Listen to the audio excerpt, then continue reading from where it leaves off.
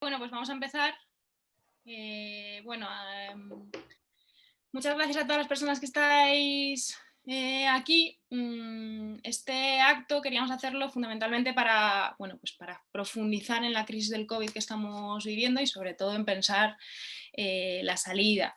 Lo primero decir que, Sol, que es portavoz parlamentaria del Grupo de Unidas Podemos en la Asamblea de Madrid, y yo, que también soy portavoz en el Grupo de Unidas Podemos en la Asamblea de Madrid, pues queríamos hacer este acto pues porque estamos en la Comunidad de Madrid, estamos viviendo una situación que realmente es difícil, como estamos sufriendo todos los que vivimos aquí, y realmente nos interesaba contar con Pedro pues, para poder profundizar un poco más en esta crisis, sobre todo para poder analizarla y, como digo, ¿no? Encontrar las respuestas que nos ayuden a superarla y también a evitar que vengan las próximas, o por lo menos a enfrentarlas de una forma diferente, ¿no? Haber aprendido lecciones de estas.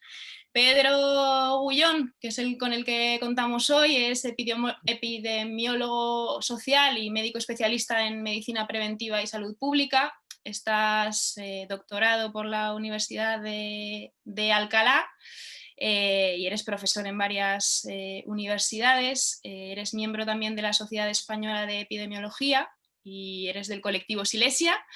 Y bueno, durante la pandemia no sé exactamente en qué mes fue, pero bueno, publicaste con Javier Padilla el libro de Epidemiocracia y la verdad es que ha sido un libro muy interesante que ha aportado mucho en esta situación, ¿no?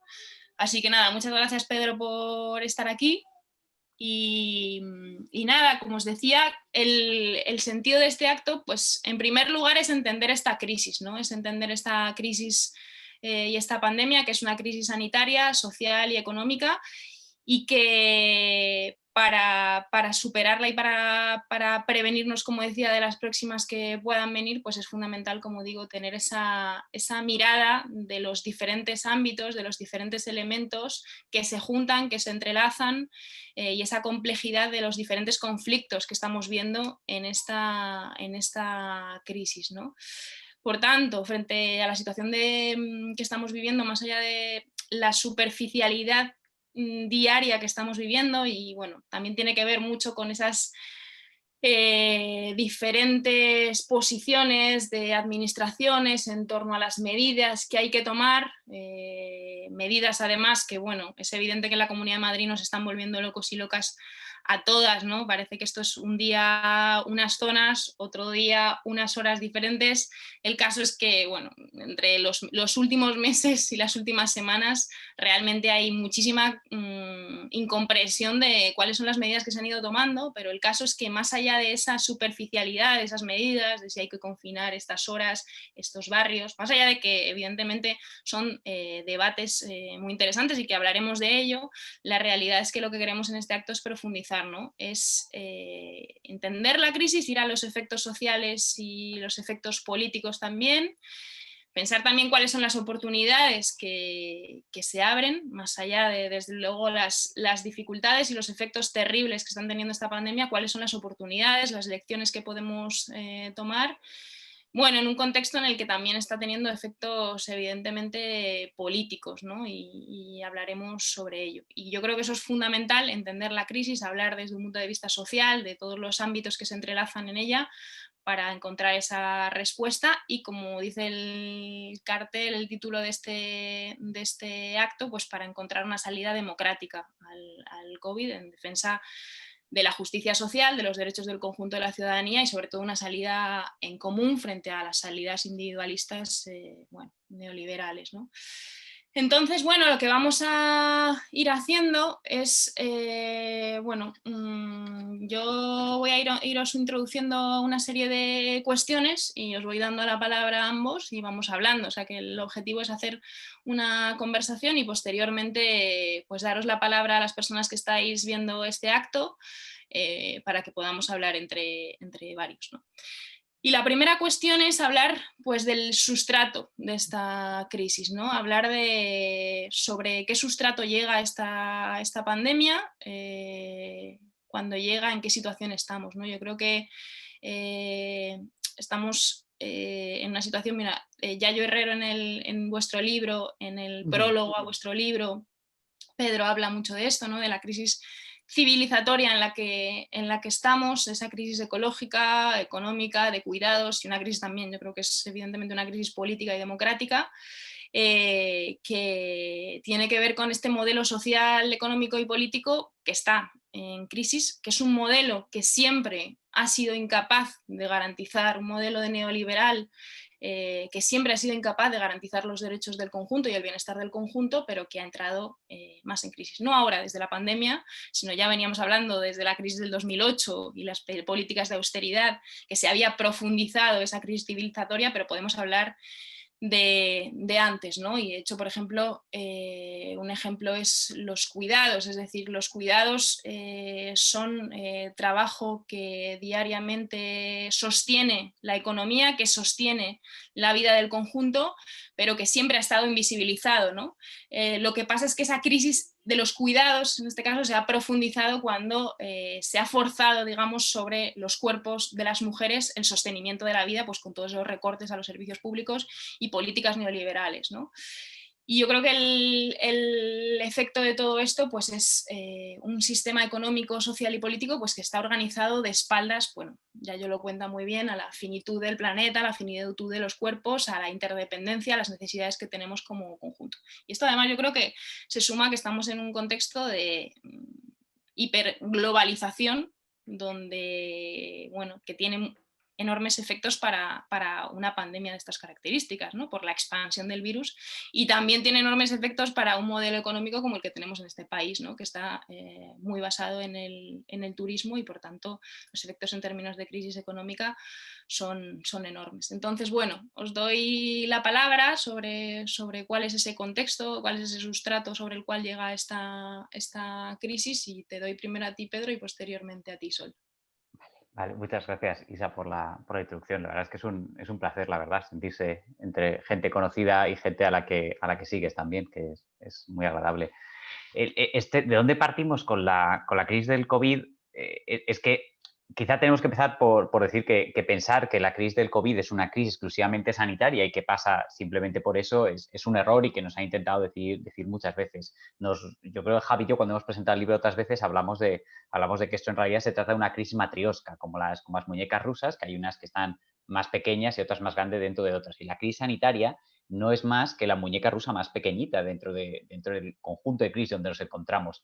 Esto está metido dentro de la crisis social y económica que llevamos teniendo desde el año 2008 con los recortes y políticas neoliberales, pero es que esto está metido otra vez en una crisis todavía más grande, que es la crisis ecológica, que es además la que ya ha empezado, pero la que va a venir los próximos años y quizá la que tiene más amenazas para la salud de los próximos años. Y esto intersecta con la otra gran crisis, que es la crisis de los cuidados, que también mencionaba Isa antes. Entonces, claro, intentar entender lo que está pasando ahora en términos de salud, sin ponerlo en cuestión o ponerlo en conjunto con las otras crisis que hay, es bastante superficial.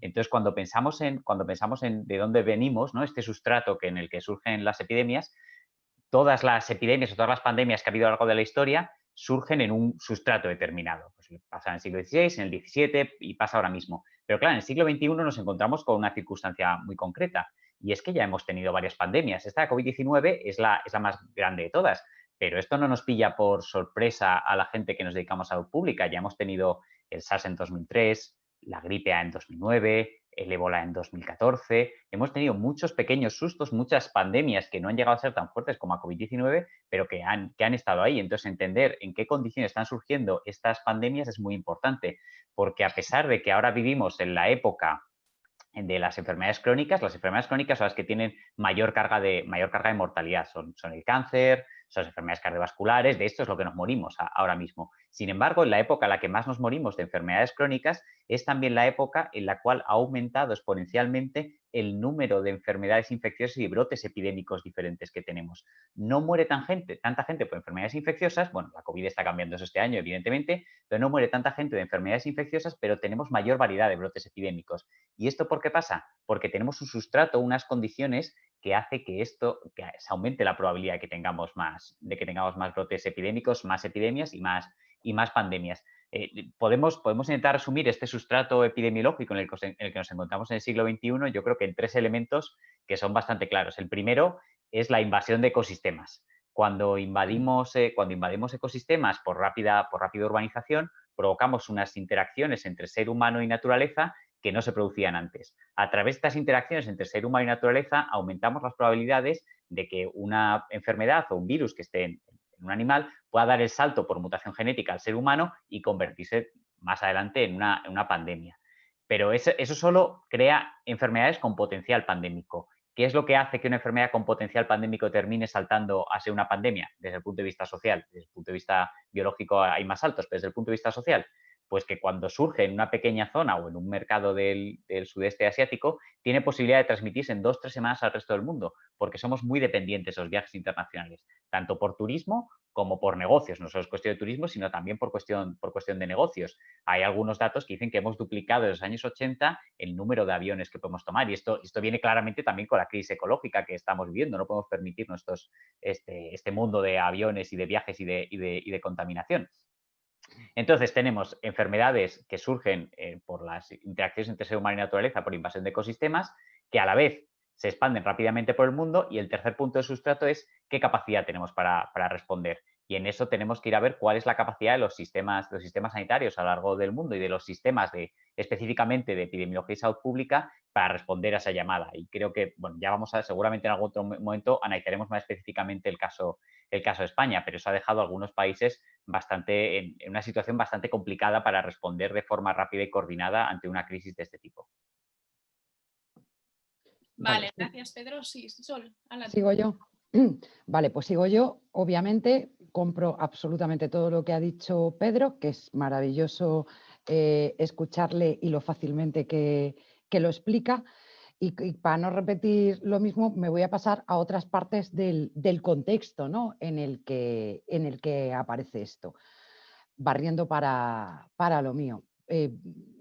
Vamos a ver, después de la crisis de 2008, lo que se va haciendo es aflojando, aligerando, adelgazando todos los servicios públicos, privatizando y haciendo eso que Harvey llama acumulación por desposesión, que es meter dentro de la lógica del mercado y la lógica de los beneficios para los inversores muchas áreas de nuestra vida y muchos servicios que antes se consideraba que debían estar y de hecho estaban fuera del mercado.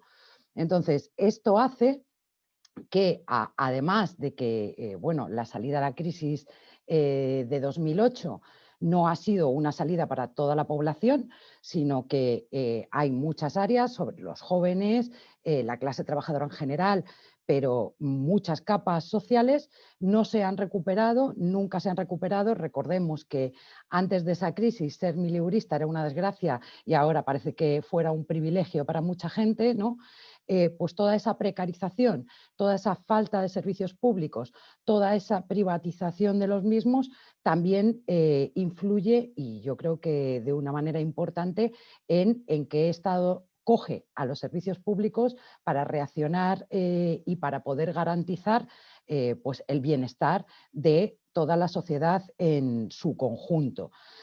Por lo tanto, creo que hasta cierto punto también no solo es una causa, sino una consecuencia, una cosa de la otra. Creo que cuando Pedro habla de esas matrioscas, ¿no?, que no dejan de serlo, sí que creo que hay un hilito que hace que estén todas de alguna manera conectadas unas con otras. Cada una es causa y consecuencia de la anterior y cada una agrava las consecuencias y se convierte en un factor para agravar de las que tiene al lado, ¿no?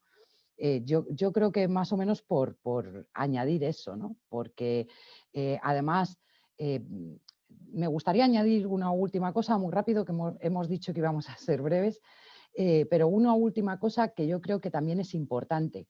Hay un shock en tanto en cuanto había muchísima gente que ya parece que había aceptado ese discurso prácticamente único, ¿no?, de que hay muchas cosas que están privatizadas porque es lo normal. Es decir, hay mucha gente que ya esto de los impuestos deben ser bajos, yo estoy un poco traumatizada con esto, pero es que creo que es muy importante, ¿no? Que los impuestos deben ser bajos y que el sector privado es más eficiente, eso sí que es un mantra de la derecha, se lo habían llegado a creer, ¿no? Y claro, es un shock ver lo que sucede cuando tienes un incidente o algo inesperado como esta pandemia, que bueno, habría mucho que hablar de si es inesperado o no, porque los ecologistas y los luchadores medioambientales llevaban avisando años y años de que esto era una posibilidad factible y además está descrito en numerosos libros, muchos de los cuales no son de hace tanto, ¿no? Vosotros, Pedro, lo analiza en el suyo de manera maravillosa, pero había muchos avisos que no habían sido tomados en serio, ¿no? Pero bueno, creo que se agrava al descubrir, ¿no? Al descubrir que el sector público adelgazado es también un factor que hace mucho más grave cómo se afronta esto cuando llega. Vale, gracias a los dos. Voy a otro tema. Yo creo que con respecto a si hay un conflicto entre la economía y la salud, se están dando como digamos dos respuestas, ¿no? Una respuesta es es una falsa dicotomía, es decir, hasta que no superemos esta crisis sanitaria y superemos al virus, al COVID, no vamos a conseguir que la economía vaya bien. Y hay otra respuesta, la de decir que sí, que se ha visibilizado algo que estaba latente, que es un conflicto entre el capital y la vida, entre la salud y la economía, ¿no?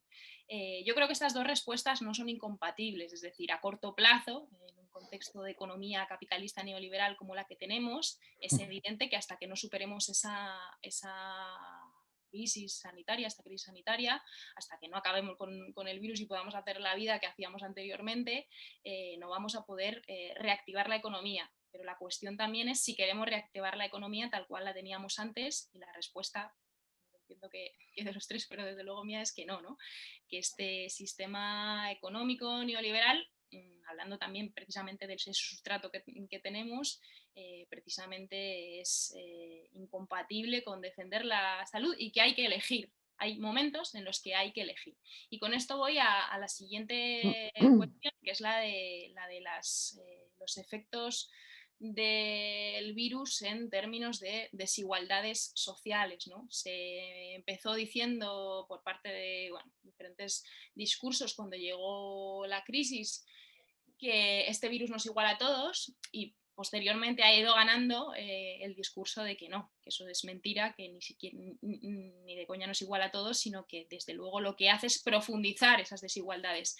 Las profundiza tanto el virus como, por cierto, también muchas de las medidas que se han puesto para combatir ese virus, claro, ¿no? Como el confinamiento, que lo podemos hablar luego, ¿no? Y eso tiene que ver con desigualdades en términos del tamaño de las viviendas, del acceso a la sanidad. Y vimos como cuando se aplicaron los protocolos en las residencias sí que había personas que podían acudir a la sanidad privada, pero que la Comunidad de Madrid estaba bloqueando ese acceso a la privada porque no quiso intervenirla. En las residencias, quien tiene que ir a una residencia o quien se puede pagar otro tipo de servicios privatizados. También cuando hemos visto cómo se cerraban los colegios, la sobrecarga de cuidados que ha generado en las familias, ¿no? Y los efectos de desigualdad o las dificultades en los chavales que sin tener clases presenciales pues se generan unas desigualdades enormes, ¿no? Y esto te lo dicen las personas que trabajan en el ámbito de la intervención social, lo que han perdido en estos meses, ¿no? De trabajo con muchos chavales que tienen dificultades, de familias vulnerables. En unos meses se ha perdido muchísimo tiempo de trabajo y es muy difícil recuperarlo, ¿no? Entonces, bueno, eso. Yo creo que evidentemente estas desigualdades no os tiene que ver únicamente con la clase, sino que tiene que ver también con otros conflictos, ¿no? Las personas racializadas, las mujeres, edades, evidentemente. Y bueno, creo que va ganando este discurso. Evidentemente, una crisis económica generada a partir de la llegada del COVID, más desigualdad genera. Lo que hay que hacer es, por parte de los gobiernos, es poner más políticas precisamente para combatir esos efectos que genera una crisis económica en términos de desigualdades, pero bueno, que creo que es importante señalar precisamente que estas dificultades y estas desigualdades que genera la llegada del virus tiene que ver precisamente con unas condiciones de vida desiguales y no con un modo de vida como se ha querido, de hecho, contar por parte de algunos, ¿no? Hemos visto a Ayuso tratando de culpar a las personas migrantes de la expansión del virus en la ciudad de Madrid con, digamos, sus formas culturales, ¿no? Cuando se refería a su modo de vida, creo que es muy importante diferenciar entre modo de vida y condiciones de vida. Y bueno, creo que esto no es nuevo, es siempre la lógica de la derecha de querer buscar chivos expiatorios y culpar precisamente a las personas más vulnerables de los efectos de las políticas que ellos ponen en marcha. Pero bueno, creo que de aquí se tienen que sacar lecciones también para afrontar esta segunda ola y todo lo que venga, ¿no? Y creo que no se hizo del todo bien, digamos, tampoco en el primer confinamiento con algunas de las políticas, porque había que atender mucho más a los efectos sociales en términos de desigualdades, ¿no? Y bueno, no digamos ya con confinamientos segregadores por barrios, etcétera, ¿no? Pero bueno, así que nada, Sol, te doy la palabra y luego ya te la doy a ti, Pedro.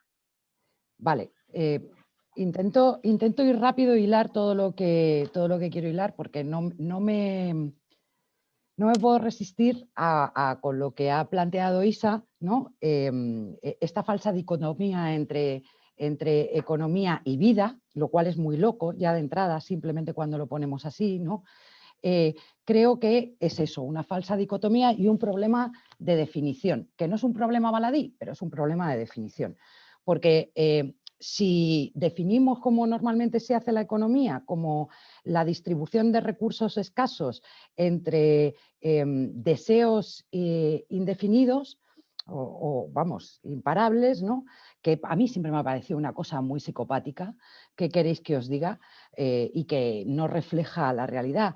Si lo que hacemos es, como nos definimos como ecofeministas, yo creo que ahí nos reconocemos todas, ¿no? Poner la vida en el centro de la economía y entonces entenderla como las relaciones que establecemos entre todos los seres humanos unos con otros y con nuestro entorno, es decir, con el medio ambiente, para satisfacer nuestras necesidades, que no deseos, ya ahí la cosa cambia un poco, ¿no? Y te das cuenta que es completamente estúpido poder ver que hay una confrontación entre una cosa y otra. Probablemente lo que sí hay es una confrontación entre la acumulación de beneficios de algunos, ¿no? Y que podamos parar durante el tiempo que sea necesario o modificar nuestra actividad el tiempo que sea necesario para que sigamos todas vivas. Porque además, y ahí enlazo con lo que decía Isa de la desigualdad, obviamente, claro que se ha visto durante el confinamiento, se continúa viendo con estos confinamientos selectivos tremendamente clasistas que se han querido plantear en Madrid, que no somos todas iguales ante el virus, ni siquiera ante la exposición. Quiero decir, eso que se han llamado y que siempre han sido pues tratados como inferiores, ¿no? Trabajos indispensables en este momento, justamente hace que sean las personas de los barrios populares las que no pueden quedarse en su casa teletrabajando porque tienen que ir a reponer a un supermercado, a limpiar a otras zonas de Madrid, a realizar trabajos que obviamente no se pueden hacer con la seguridad del teletrabajo desde tu casa, ¿no? A eso se une pues que además somos las personas que solemos trasladarnos de un sitio a otro en transporte público, un transporte público que no está precisamente siendo reforzado por los poderes políticos en condiciones, sobre todo en esta Comunidad de Madrid, que no sé si vais en metro, yo sí, y desde luego eso es la ruleta rusa, ¿no? Y una cuestión más, que yo aquí sí que quería meter algo que me parece importante, a ver si, además, a ver qué opina Pedro de esto, porque yo creo que sí, es cierto, ¿no? No se ha utilizado toda la sanidad privada, incorporándola en la pública. Sabemos que en momentos muy tensos de picos en la pandemia, Había camas vacías, había UCIs vacías, no se han utilizado esos recursos, pero yo quiero romper una lanza por algo, ahora que estamos aquí todas juntas, y es, tampoco le hagamos una campaña de publicidad a los seguros privados, porque no son la solución. Y de hecho, los seguros privados, y esto doy fe de ello porque lo sé de muy buena tinta, durante la pandemia lo que hacían era derivar a la mayor parte de sus clientes a los teléfonos de las diferentes comunidades autónomas para que le hicieran por allí la prueba o para seguir el protocolo. Porque es que hay mucha gente que se está llevando a engaño. Un seguro privado de esos de 50 o de 100 euros que se paga mucha gente o que le pagan como un plus en algunos de los trabajos, no te cubre una pandemia, no te asegura que tú vayas a tener ningún tratamiento preferente en una pandemia, ¿no? Es muy diferente eso que hablar de la sanidad privada.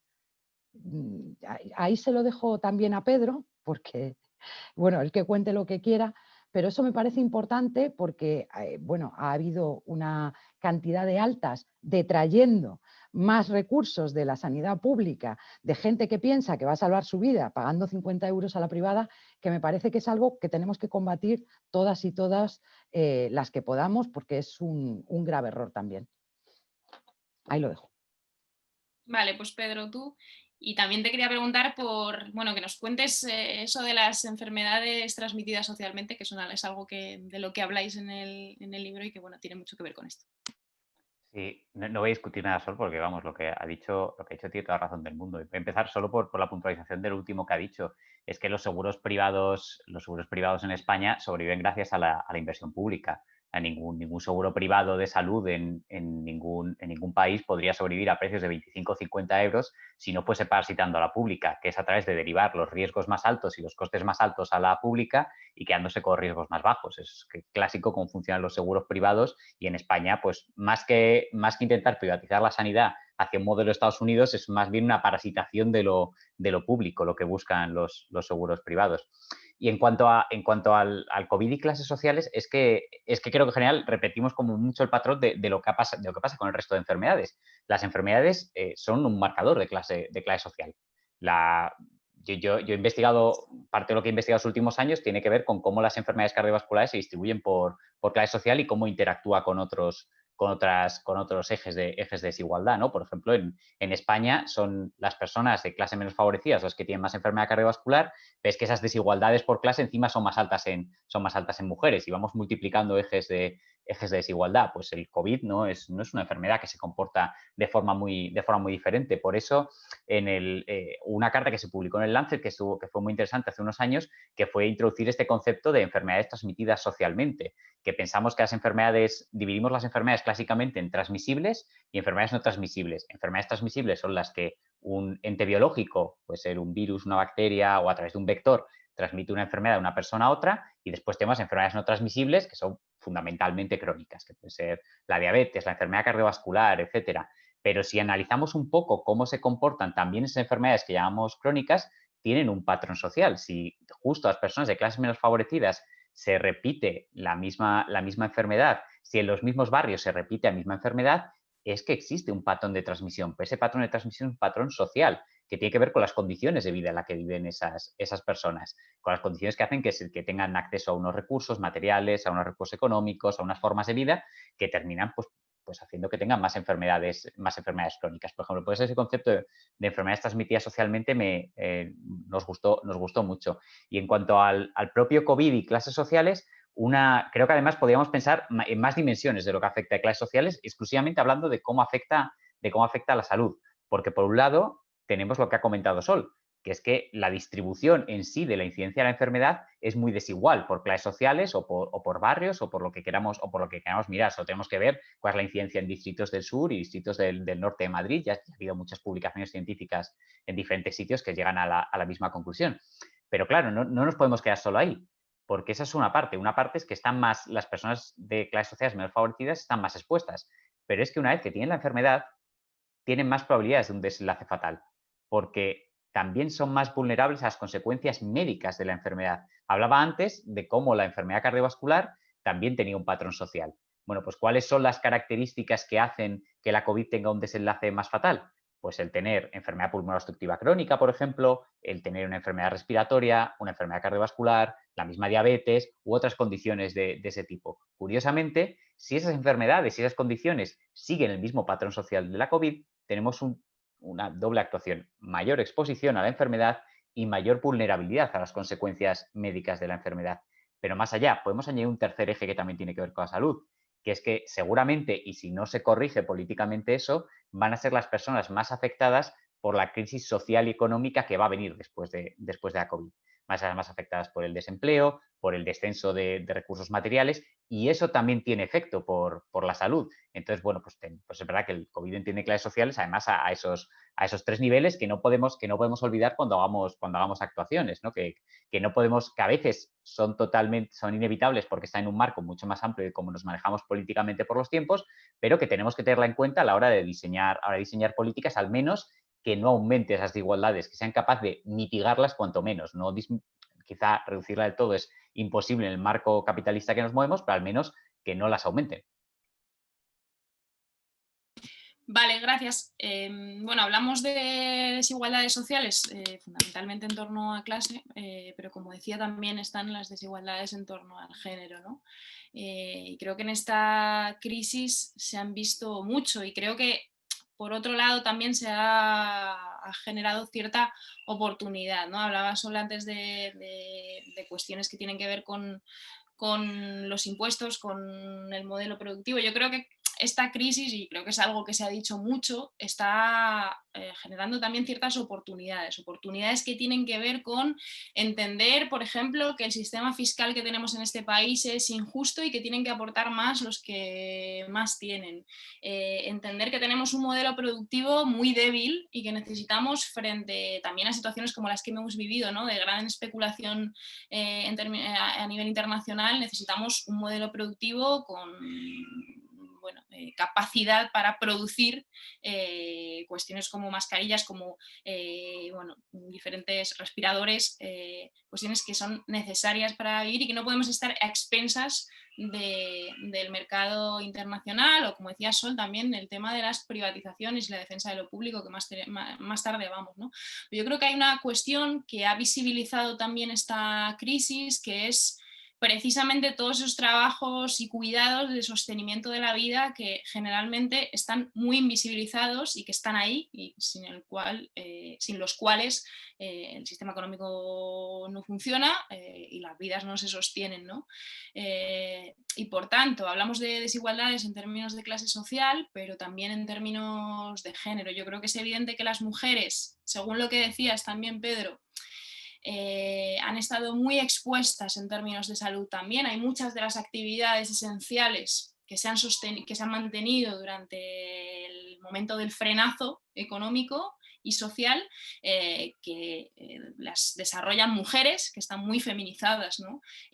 Por ejemplo, bueno, desde luego un montón de actividades dentro del ámbito sanitario, ¿no? Enfermeras son evidentemente mayoritariamente mujeres, pero también, por ejemplo, en las farmacias, las mujeres creo que es en torno al 80% también, trabajos, digamos, más precarios de cajeras de supermercados, de limpiadoras. Por tanto, las mujeres han estado muy expuestas en términos de salud. La crisis en términos de las respuestas que se han dado, como los confinamientos, el confinamiento domiciliario les ha afectado enormemente. Estamos hablando de que, bueno, las mujeres evidentemente han tenido que llevar los cuidados en casa cuando se han cerrado las escuelas.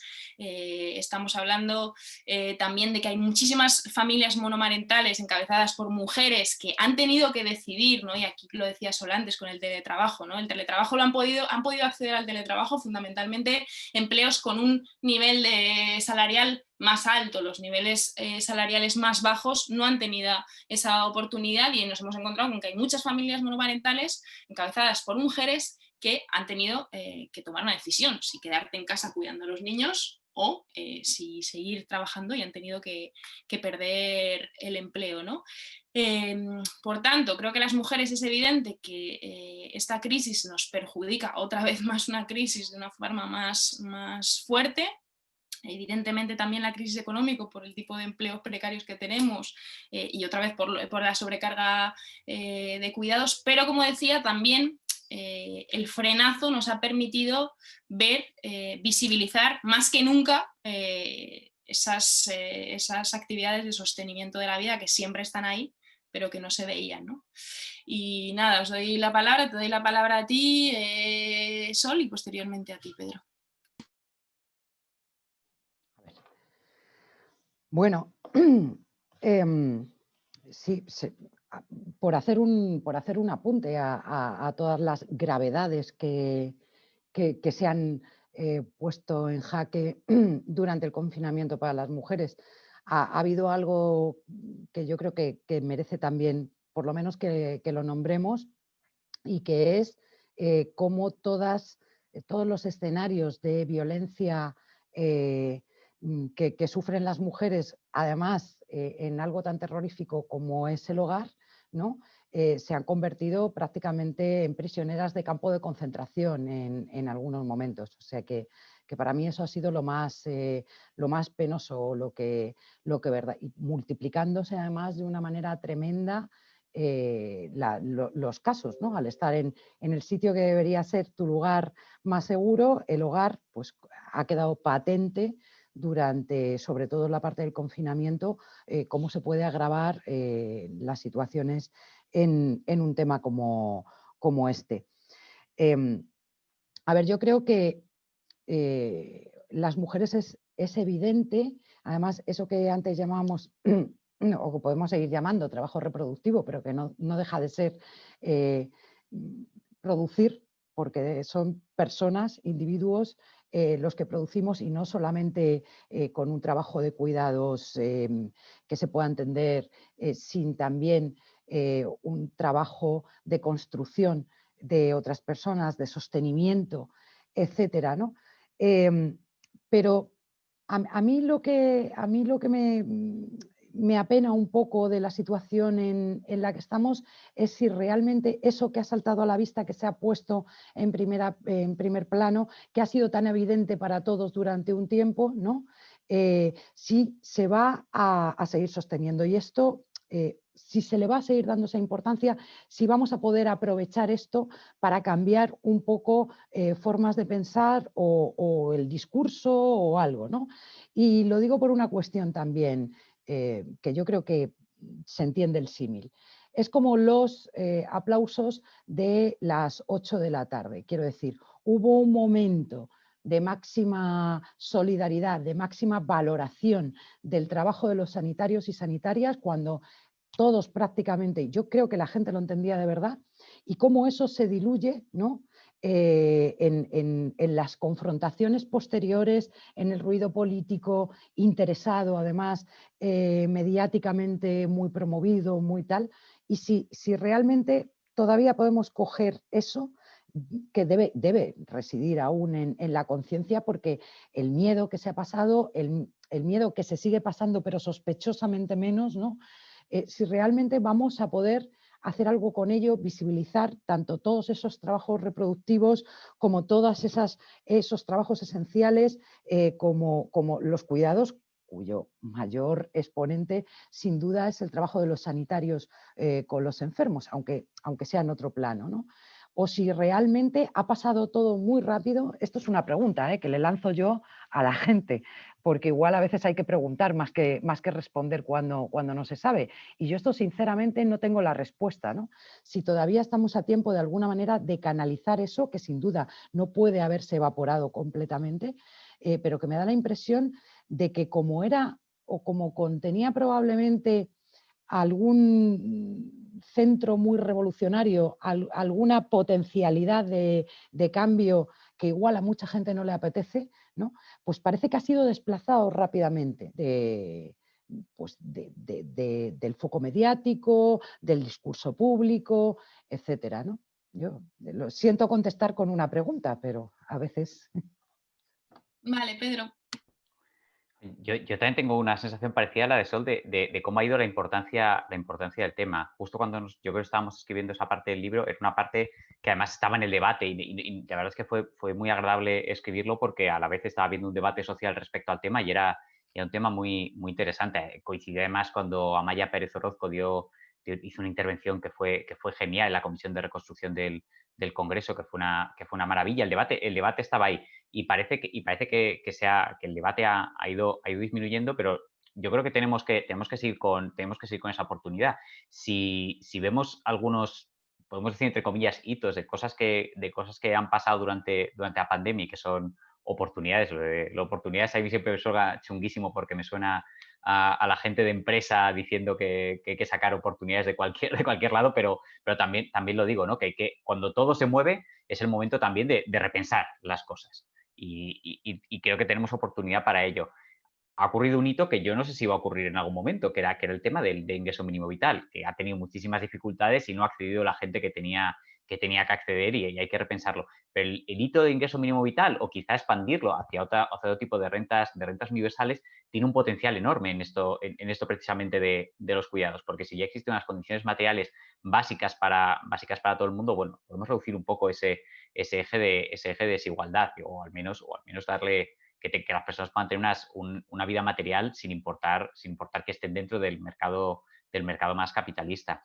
Y esto bueno, pues se ve clarísimo en las personas que incluso mujeres que han tenido que dejar de trabajar para ejercer los cuidados, que era algo que ya pasaba, pero que se ha visto mucho más agravado, bueno, en fin, ya todo lo que habéis comentado vosotras dos antes, que creo que lo habéis hecho muy bien, pero eso, intentar pensar que no vamos a pensar solo en lo negativo, sino en esas oportunidades y cosas que ya hemos repensado y que tenemos que seguir insistiendo en ellas, ¿no? Volver a ese debate sobre condiciones materiales de las mujeres o sobre darle importancia a los cuidados e intentar sacar, volviendo a la acumulación por exposición de sol, ¿no? Volver a sacar cosas del mercado, como diría Harvey, y devolverlas al ámbito del cuidado común e intentar sacar cosas del mercado y más bien a eso, a que las personas para su propio sostenimiento necesitan ciertas condiciones y que los cuidados son de las más importantes para ello. Vale, bueno, pues ahora voy a otro tema que es el de, bueno, que si estábamos preparados y preparadas, fundamentalmente en términos de la sanidad pública, ¿no? Y también, bueno, evidentemente llevamos muchos años sufriendo recortes, privatizaciones. La Comunidad de Madrid ha sido tremendamente dañador para el conjunto de la sanidad pública, pues todos los recortes que se han aplicado, las políticas de privatización, sobre todo con Esperanza Aguirre, pero que han continuado los gobiernos posteriores, y por tanto, bueno, ¿cuál es la situación que teníamos? Creo que además en términos de salud pública, y tú lo sabes, Pedro, ha tenido unos efectos tremendos. Yo creo que aquí es muy importante el hecho de que pensar la sanidad desde una lógica del beneficio privado tiene efectos tremendos sobre la salud pública, el sentido de la salud pública, ¿no? Porque entonces el criterio el objetivo es proteger la salud pública, el objetivo es proteger el conjunto de vidas y también de entender que somos un colectivo y por tanto que la sanidad lo que tiene que hacer es tratar de evitar esas desigualdades de las que hemos hablado, ¿no? Tratar de intervenir sobre un mundo en el que hay desigualdades, como digo, esa privatización ha tenido efectos terribles sobre la salud pública en sí, más allá de que se hayan recortado recursos, ¿no? Lo que te planteo es en términos de el concepto, la idea de la salud pública, ¿no? Así que nada, te doy la palabra y posteriormente a Sol. Sí, yo no quiero comentar mucho sobre el tema de recortes, disminución de gasto, etcétera, porque seguro que vosotras dos, que estáis al día a día de lo que pasa en la Comunidad de Madrid, vamos, lo podéis responder muchísimo mejor que yo. Yo quiero intentar con esto el pensar un poco más bien en términos de propio sistema, ¿no? En términos de sistema de salud, cómo respondemos a una crisis como esta.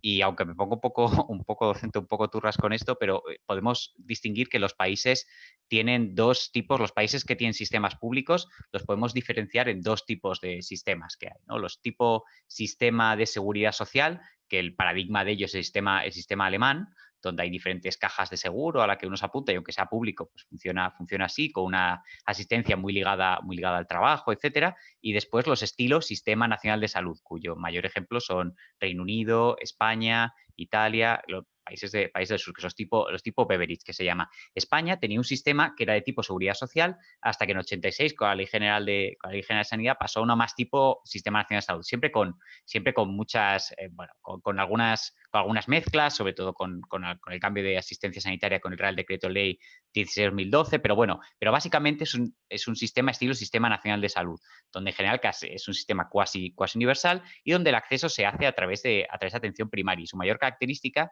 es que tiene una atención primaria y una salud pública y servicios de prevención que tienen que ser fuertes.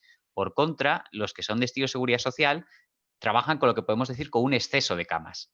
Tiene un exceso de camas porque tienes diferentes cajas que, aunque sean todas públicas, compiten por atraer recursos. Y como compiten por atraer recursos, siempre tiene un exceso de camas porque tienen que intentar competir por si atraen más pacientes, pues siempre tener capacidad para intentar absorberlos. Bien, pues nuestra respuesta se ha dado principalmente en ámbito hospitalario. Y esa respuesta que hemos dado principalmente en ámbito hospitalario se basa en pensar que tenemos un sistema como el alemán, donde tenemos un exceso de recursos, un exceso de camas de UCI que en Alemania no sabían qué hacer con ellas hasta que ha llegado la crisis del COVID y de repente las han usado. En lugar de utilizar las herramientas que tenemos más potentes en España, que es reforzar la atención primaria y los servicios de salud pública, que es verdad que encima son los que más recursos han perdido, han llegado muy debilitados y cuando ha llegado el momento de sacar músculo para protegernos, en lugar de intentar reforzar estos servicios o darles importancia, mandamos a los médicos de atención primaria a trabajar al hospital de IFEMA, que es lo que pasó, por ejemplo, en Madrid.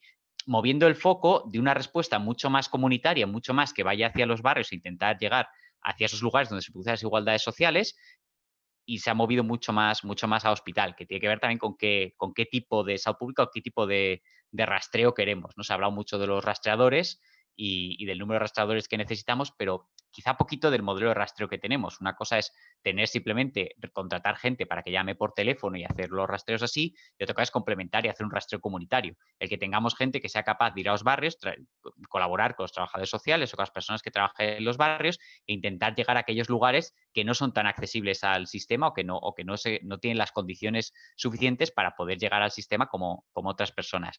Y creo que hay un debate también en torno al tipo de sistema y al tipo de respuesta que queremos ofrecer, que es interesante también para pensar cómo nos vamos a mover. Y es verdad que aunque en Madrid quizá ha sido menos, es verdad que durante la primera y segunda ola ha habido algunas comunidades en España que es verdad que han movido mucho el foco del hospital hacia la atención primaria y creo que ha tenido éxito y en algún momento se medirá en cómo esto ha podido contribuir o no a las igualdades sociales en COVID. Sí, Sol. Bueno, antes que nada, por contestar algunas cosas a Pedro, sí, yo he pensado muchas veces en esto del tipo de rastreo, ¿no? Porque, bueno, para empezar, bueno, ahora parece que en la Comunidad de Madrid tenemos el número de rastreadores cercano al que se nos decía que teníamos que tener para pasar a la fase 1, pero es que ahora ya no tienen el efecto que tenían en su momento. Es imposible, no es abarcable el número de casos. O sea, los rastreadores ya no pueden hacer frente a la situación que tenemos con el número de casos, ¿no? Es imposible. Pero también cuando se ha descendido el número de pruebas que se han hecho en la Comunidad de Madrid, ¿no? Que se ha dicho esto impide el rastreo. Yo creo que evidentemente las intenciones por quienes reducen el número de pruebas pueden tener que ver, desde luego, con cambiar los datos para poder no tener que hacer caso a las recomendaciones que se hacen por parte del gobierno estatal. Pero a mí también me parecía muy importante eso, hablar de qué tipo de rastreo, porque la cuestión puede ser que el rastreo no consiste simplemente en hacer pruebas.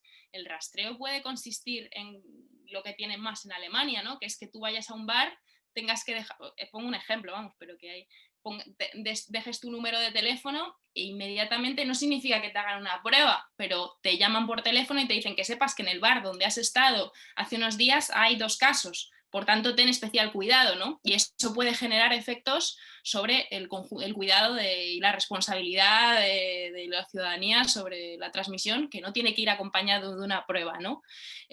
Bueno, con respecto a esto, me parece importante porque creo que muchas veces vamos a lo rápido y insisto en que eso no quiere decir que no hubiese que hacer las pruebas, ¿no? Y con respecto a lo que decías de la atención primaria, que creo que desde luego es la principal barrera frente al virus, esto es algo que ha estado pasando, como decías, en el sistema sanitario que tenemos previamente, es decir, el colapso que teníamos en urgencias lo hemos tenido antes de que llegase el COVID, fundamentalmente porque se ha degradado conscientemente y constantemente la atención primaria, y esto ha hecho que las listas de espera aumenten enormemente. Estoy hablando de la Comunidad de Madrid, ¿no?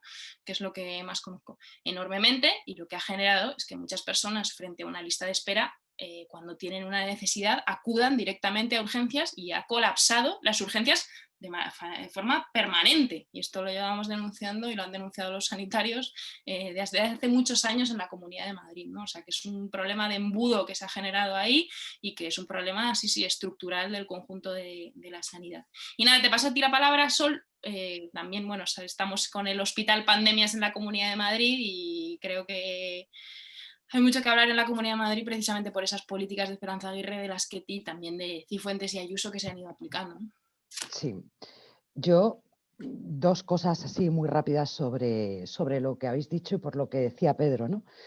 Yo creo que también contraponer modelos a veces depende de cómo se enfoca, simplemente. Claro, con un nivel de desigualdad como el que tenemos, y sobre todo aquí que estamos en la Comunidad de Madrid, que es, me parece que era el segundo territorio más desigual de toda la Unión Europea, el anterior era en Rumanía, pues ese enfoque de la gente como clientes de potenciales servicios ya de por sí es un despropósito, o sea, que puede salir mal, ¿no? Y luego que también creo que el enfoque correcto y el que yo creo que haría que por lógica se primase directamente la atención primaria, el médico de familia, o sea, la primera barrera, ¿no? Es el cuidado como una comunidad que se cuida comunitariamente y que entiende los problemas, la cercanía y el contacto como parte pues de esas metodologías de cuidado, ¿no? Yo, vamos, creo que eso sería importante, que hay que decidir por un enfoque. O sea, obviamente no puedes estar con un discurso que va hacia uno cuando te estás comportando o estás ejecutando las cosas de una manera completamente contradictoria. Yo creo que hay mucho de eso. Yo recuerdo que cuando el Obamacare, ¿no? Que vino gente a estudiar el maravilloso sistema sanitario español, que no digo yo que no sea bueno y no sea estupendo, pero claro, hemos seguido viviendo de decir que tenemos el mejor sistema sanitario del mundo mientras directamente lo cosían a navajazos, porque no se puede decir algo más fino para reflejar lo que ha ido sucediendo, y en algunos sitios como Madrid de una manera absolutamente brutal. Y luego por el tema este de los seguimientos, de cómo se han ido realizando las cosas, yo os voy a contar algo que me ha pasado esta semana, ¿no? Y es que registré dos preguntas. Una de ellas que preguntaba sobre, dado que pues no paraba de salir aguado, aunque fuéramos todos como sardina en lata, para decir que no había ningún problema, que nadie se había contagiado en el metro, cosa que ojalá sea así, pero vamos, no tengo pruebas ni a favor ni desde luego en contra.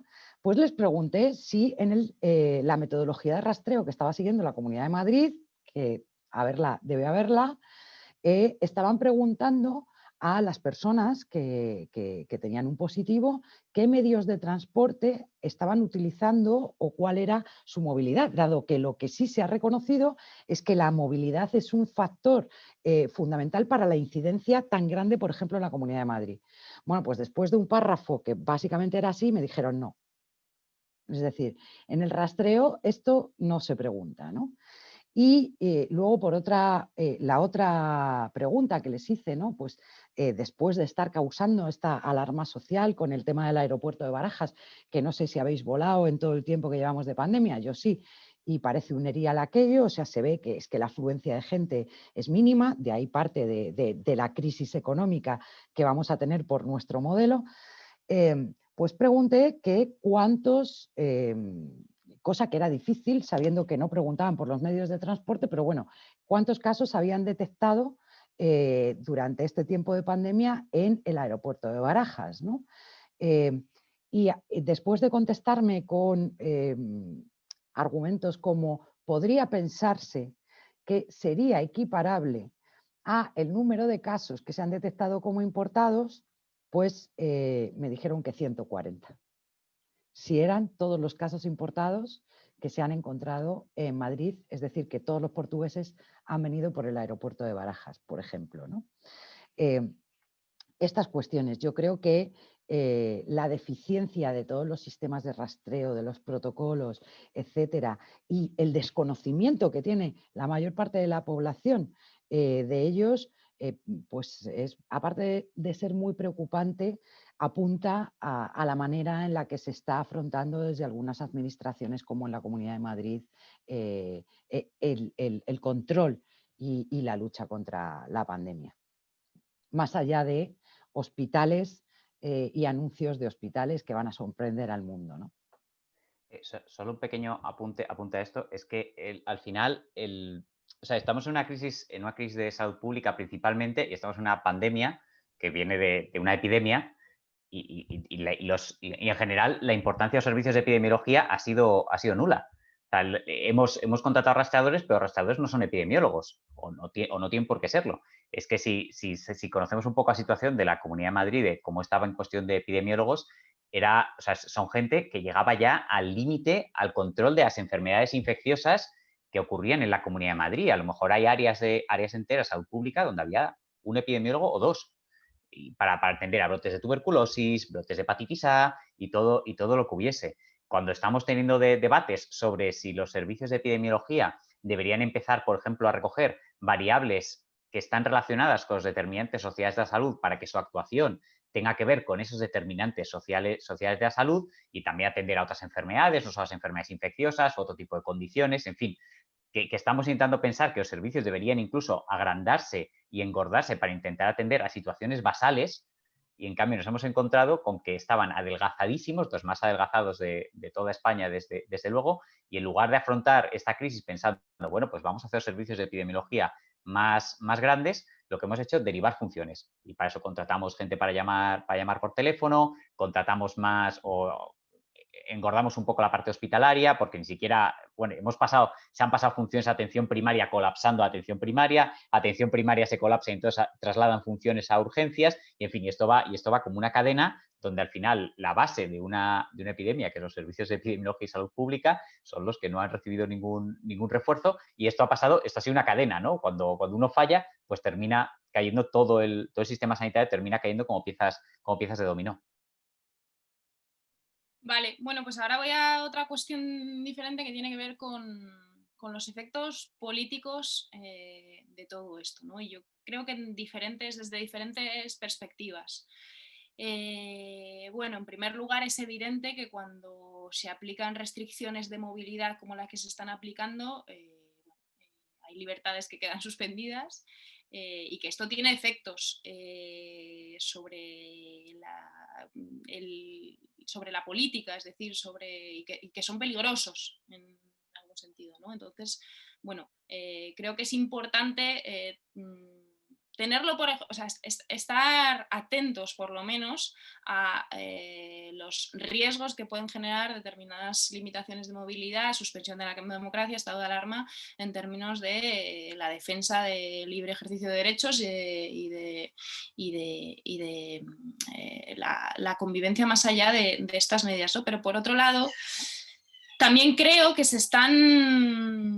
que esto no está desligado de determinados discursos que se pueden estar generando que tienen que ver con discursos ligados al autoritarismo. Yo creo que estamos en un momento difícil en términos de político, porque estamos viendo cómo hay respuestas por parte de la extrema derecha, o porque está avanzando la extrema derecha desde hace muchos años ya en todo el mundo, y esto, a este contexto previo se le suma un momento de especial miedo, ¿no? O sea, yo creo que además esto lo habláis, Pedro, en vuestro libro. Yo creo que lo hemos vivido un momento en el que mucha gente, por no decir que todo el mundo, se ha planteado que podía correr su vida peligro, o las de personas muy cercanas, ¿no? Esto ha generado un momento de mucho miedo en el que discursos más autoritarios o medidas también más autoritarias pueden tener más cabida, ¿no?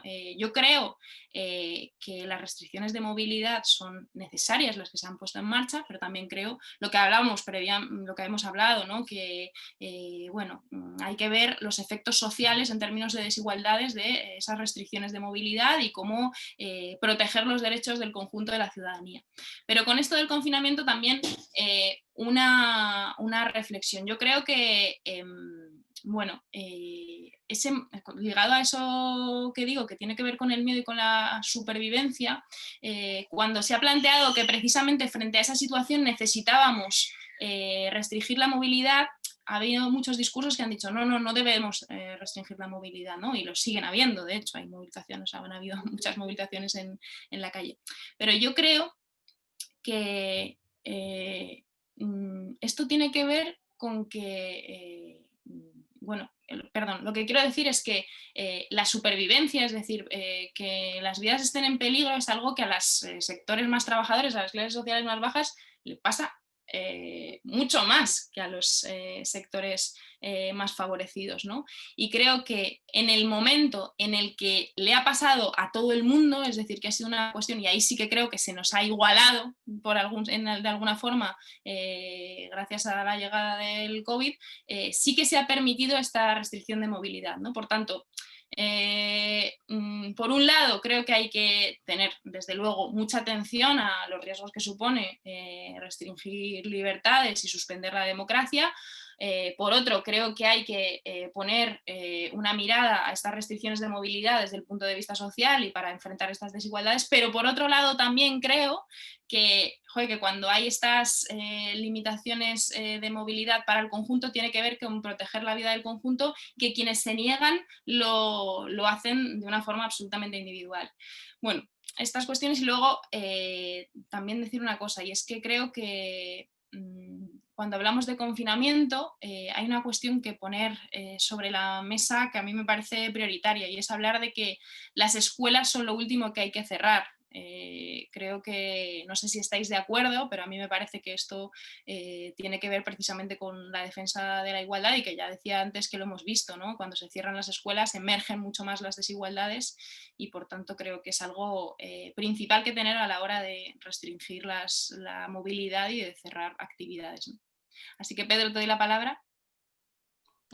Este es un temazo, porque en el fondo ahora estamos plantando debates como se han planteado socialmente, no ahora quiero decir, se han planteado socialmente debates de forma muy dicotómica, donde parece que solo tenemos dos opciones: o vamos exclusivamente hacia el confinamiento domiciliario, o vamos hacia lo que dicen estos de la Carta de Barrington, donde, bueno, pues todo el mundo que haga sus actividades y protejamos a las personas vulnerables, sea lo que significa que sea, porque normalmente se refiere, porque yo creo que no se puede aislar a ningún sector de la población exclusivamente del resto, porque todos estamos en esa situación de interdependencia que comentaba Isa antes. Y entre el confinamiento domiciliario y que cada uno haga lo que quiera, como si aquí no pasase como si no pasase nada, hay muchas opciones intermedias que podemos explorar y que tienen que tener en cuenta cuál es la fuerza de las políticas de salud pública que hacemos, cuál es el sostenimiento del sistema sanitario, y que esto cómo afecta a desigualdades sociales. Entonces, habría que tener en cuenta estos tres ejes a la hora de diseñar políticas, y creo que esa debería ser un poco el punto de partida bajo el que movernos. En cuanto a las fuerzas que tienen las políticas de salud pública, toda medida de salud pública, o casi toda medida de salud pública en sí es paternalista, pero para que una medida que sea paternalista, que no tiene por qué ser malo, pero para que una medida se convierta de paternalista a algo autoritario tiene que pasar por ciertos pasos. Y algunos de ellos son que esa medida sea adecuada a lo que está pasando en el momento, que sea proporcional respecto a otras medidas, que están tomando, y que haya rendición de cuentas respecto a las medidas que están tomando. En cuanto no cumplimos algunos de estos aspectos, cualquier medida que estamos tomando en salud pública y que restrinja ciertas libertades tiene el riesgo de convertirse de una medida coyuntural y hasta cierto punto basada en un marco medio democrático a convertirse en algo autoritario. Entonces, ahora tenemos que ver si por ejemplo, los toques de queda, por poner un ejemplo, ¿no? Los toques de queda que restringen libertades a ciertas horas, cuando solo se está actuando en el mundo del ocio, en el mundo del ocio joven, y lo laboral apenas se está tocando, esa medida es proporcional a todo lo que está pasando o no es proporcional, pues eso se está actuando en un sector. Entonces, en ese sentido ya podemos pensar que se puede mover hacia algo más autoritario, en lugar hacia algo, bueno, hacia medidas extraordinarias que se pueden entender en un marco democrático. Y entonces, respecto al segundo aspecto que decía, de proteger el sistema sanitario y que no colapse, lo estaba viendo los comentarios ahora. Es que es importante actuar pronto para que no solo es que el sistema sanitario no colapse, sino que no colapse en sentido de que no pueda llegar más COVID. Es que se tiene que seguir atendiendo a las patologías normales. Es que el otro día leía un informe de la Sociedad Española de Cardiología que la mortalidad por infarto de miocardio había subido un 50% durante el confinamiento, porque la gente no tiene miedo a ir, hay mucha inseguridad, los hospitales están colapsados, son una serie de cosas que tenemos que tener en cuenta, igual que decíamos lo de las desigualdades. Entonces, ahora y yendo también a las desigualdades, ahora cuando diseñemos políticas de salud pública que restrinjan cierta libertad, lo tenemos que hacer con la sabiduría de lo que ha pasado en el primer confinamiento. Es verdad que no sabemos todo, pero ya sabemos cosas y pensamos que el confinamiento domiciliario es lo único que funciona porque es lo único que hemos probado.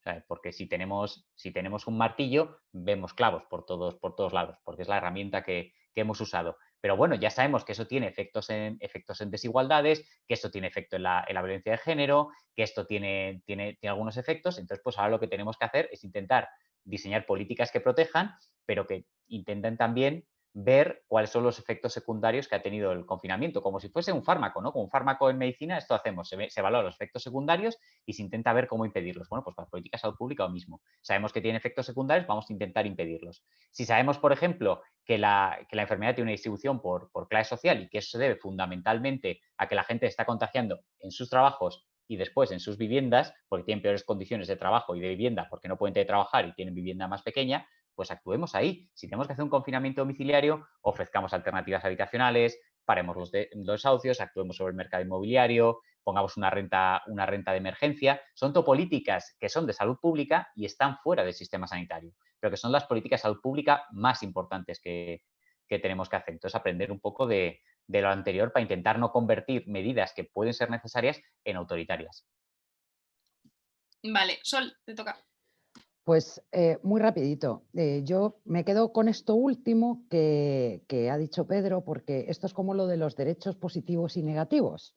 Al final, lo que habría es que combinar medidas restrictivas que evidentemente pueden convertirse en autoritarias o ser vistas así, además, aunque no lo sean en ese momento por diferentes capas de la población, que eso les puede generar todavía más rechazo a colaborar con lo que hay que hacer, siempre y cuando las estemos combinando con políticas positivas. Es decir, porque claro, no solo mandando a la gente a su casa, sino mejorando sus condiciones, eso ya es probablemente, iba a decir más costoso, pero en realidad estaría mintiendo. O sea, lo costoso es que esto dure muchísimo tiempo más y además en términos económicos y sociales nos pasa una factura mucho mayor, ¿no? Pero, ¿qué son políticas positivas? Pues parte de lo que ha dicho Pedro, ¿no? Con el tema de la vivienda, también añado con el tema del transporte, refuerzos en muchos otros servicios. Claro, las políticas que facilitan que todo el mundo pueda colaborar y cumplir con las políticas restrictivas o, digamos, en este caso, de enfoque negativo, ¿no? Y luego, por otra parte, también decir que lo que ha habido es mucho individualismo, es decir, precisamente han sido las capas sociales los estratos más perjudicados, los que están teniendo más paciencia que Job, y lo que te encuentras es una panda de yo no renuncio a ninguno de mis derechos, que está siendo individualismo puro. Es decir, hay derechos individuales y también hay derechos colectivos. O sea, no hay ningún derecho individual que sea tu derecho a contagiar a los demás. O sea, yo entiendo que a veces pues, se han cargado tintas sobre colectivos, la gente joven, etcétera, que está teniendo una paciencia, ya digo, precisamente, creo que sobre quienes más se cargan las tintas y el esfuerzo de las medidas a realizar están siendo precisamente los colectivos más solidarios en este sentido. Las pelis de zombies se equivocaron cuando no nos decían que iba a haber gente reclamando el derecho a ser mordidos. Eso es. Bueno, y ahora ligado con lo anterior, pero en el sentido de que, bueno, que cada vez más escuchamos estos discursos antipolítica, todos los políticos son iguales, y creo que es evidente que eso está ligado a la contraposición que se está haciendo en numerosas ocasiones de expertos o científicos frente a políticos, ¿no? Como si todo el problema de la forma de enfrentar el virus que estamos teniendo tiene que ver con la irresponsabilidad, la incapacidad, la puesta por delante de algunos intereses frente a otros de los políticos, y que habría que dejar hablar, gestionar y decidir a los expertos, ¿no? Bueno, ¿qué pensáis de esto? Yo simplemente dos cuestiones. En primer lugar, creo que cuando se dice esto se está obviando también una parte que tiene que ver con que, bueno, en primer lugar, con que se quieren respuestas muy rápido a una situación que no es fácil, evidentemente, pero que también estamos en una situación en la que la ciencia también tiene cierta crisis. Creo que la crisis no tiene que ver únicamente con la actividad de la ciencia, sino también mucho con los medios de comunicación. Es decir, cuando vemos una y otra vez noticias contradictorias respecto a este experto ha dicho esto, este experto ha dicho esto, este científico ha dicho esto, y la generación de información que se está haciendo permanentemente, eso está generando determinada desconfianza y crisis de la ciencia, ¿no? Y ya digo, creo que eso es precisamente por el mediador, por el canal, no tanto por el funcionamiento de la ciencia, ¿no? Y en segundo lugar, que creo que esos discursos, bueno, precisamente hacen un flaco favor a la democracia y facilitan discursos más autoritarios, ¿no? Y de hecho esto ya lo hemos vivido en numerosas ocasiones y lo hemos vivido especialmente también con la defensa de la economía neoliberal, ¿no? Con esa defensa de la tecnocracia frente bueno, a una visión de economía política, como si quienes hablan desde la economía neoliberal no estuviesen también actuando y hablando desde determinadas posiciones y con determinados intereses, ¿no? Así que nada, os doy la palabra a ti, Sol, y luego a Pedro, y ya cerramos. Vale, pues intento ser muy breve también. Bueno, yo soy una gran fan del método científico, que te vale para casi todo, por no decir todo en la vida. Y soy una persona mucho más de ciencia que de fe.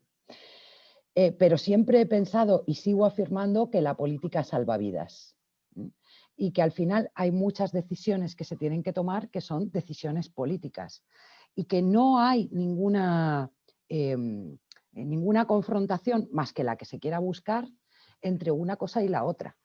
Porque, vamos, creo que los políticos, los responsables políticos en ese caso, tienen capacidad suficiente para tener una serie de asesores en cada una de las materias en las que van a tomar decisiones.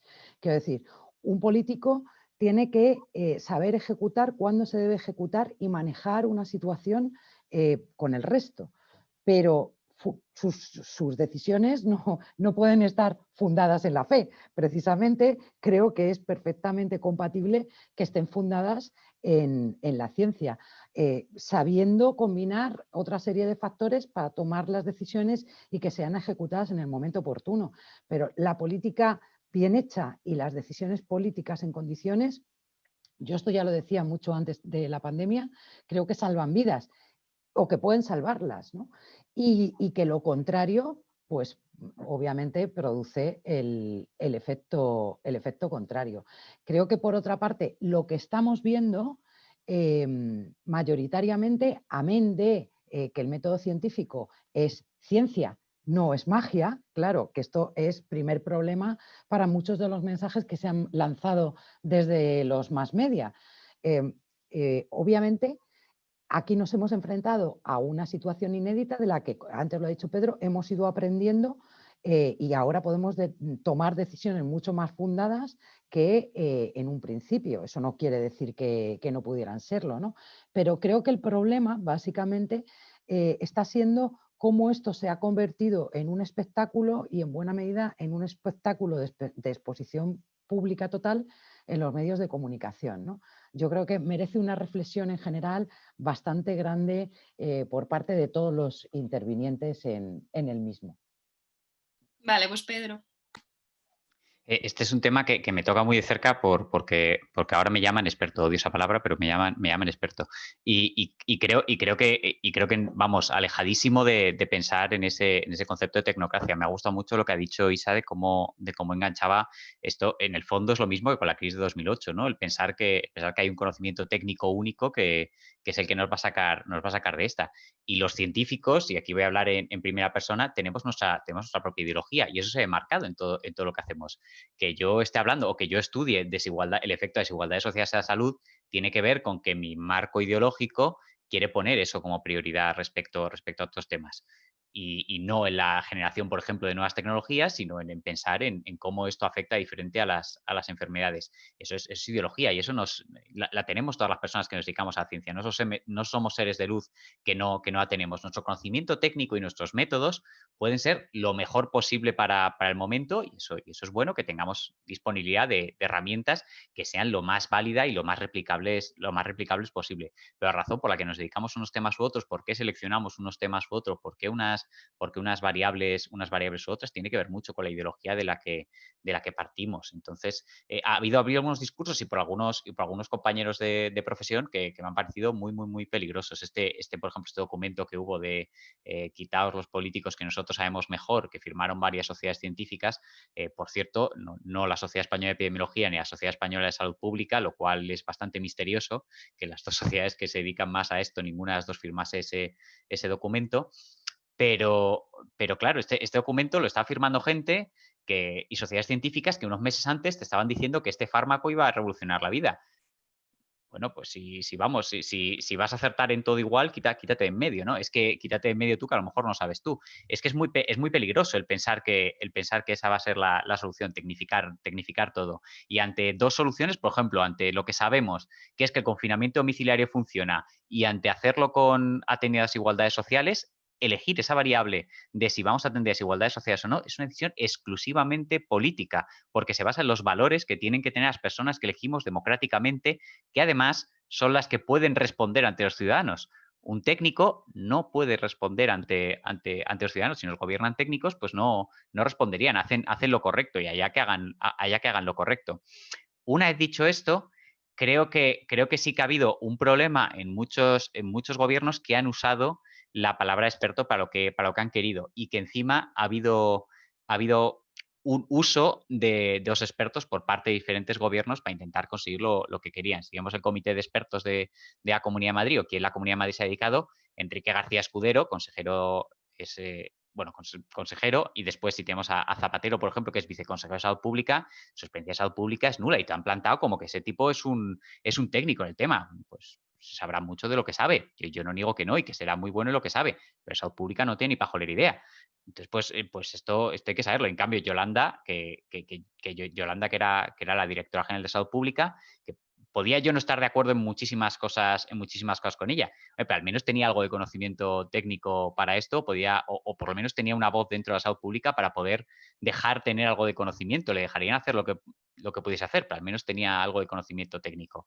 Y es verdad que ha habido muchos gobiernos que se han deshecho de todo ese entramado de gente que sabe de salud pública para intentar, pues, legitimarse después encima en otras políticas. Vale, pues muchas gracias. Son las 8, entonces yo, si queréis, lo que dejaría es como mucho 3 preguntas o aportaciones por parte de quienes estéis ahí, si queréis alguien preguntar, y ya cerraría, porque habíamos dicho que cerrábamos a las 8, o sea que me daría 10 minutos más si hay alguien que quiera aportar, que lo diga por el chat, y si no hay nadie, pues cerramos. Bueno, yo aprovechando este impasse, quería añadir una cosa a lo que ha dicho Pedro, que ha estado perfectamente definido, y es que no solamente no hay ningún técnico sin ideología, no hay ningún ser humano sin ideología, porque la ideología, aunque siempre se utilice de una manera peyorativa, creo que fue Napoleón el que llamó ideólogos por primera vez de manera despectiva a sus críticos, ¿no? que criticaban su ansia de poder total, pero la ideología en sí no es más que el marco de pensamiento a través del cual los seres humanos interpretamos el mundo, que de hecho lo necesitamos casi hasta biológicamente para no colapsar. Entonces, todos y cada uno de nosotros tamizamos el mundo a través de un marco que vamos construyendo con el tiempo, que de hecho no es definitivo, se va moviendo, por eso tenemos la capacidad de cambiar o aprender, y desde luego no hay ninguna persona que no tenga el suyo. Y todos esos atajos a través de los que pensamos muchas veces forman parte de nuestra ideología, que además hace que nos podamos entender también con los demás. Entonces, ningún médico, ningún técnico, ningún experto, pero es que ninguna persona carece de ideología y por lo tanto, en mayor o menor medida, lo que expone y lo que trabajamos también. Ya. Vale, Sol, pues muchas gracias. Como no hay peticiones de aportaciones, pues ya cerraría. Así que nada, deciros que muchísimas gracias a los dos, que ha estado muy bien esta conversación, que de todas maneras el vídeo está grabado, la charla está grabada, así que bueno, ahora hablamos de cómo publicarla y nada, que la podremos trasladar también a más personas que no han podido estar en el acto. Así que nada, que es raro vernos así a distancia, pero bueno, ya esperemos que tengamos la ocasión de otra vez más adelante poder hacer este acto de forma presencial. Así que nada, gracias a los dos. Llegará. Muchísimas gracias a las Muchas dos, ha sido un gracias. placer. Venga, Como siempre.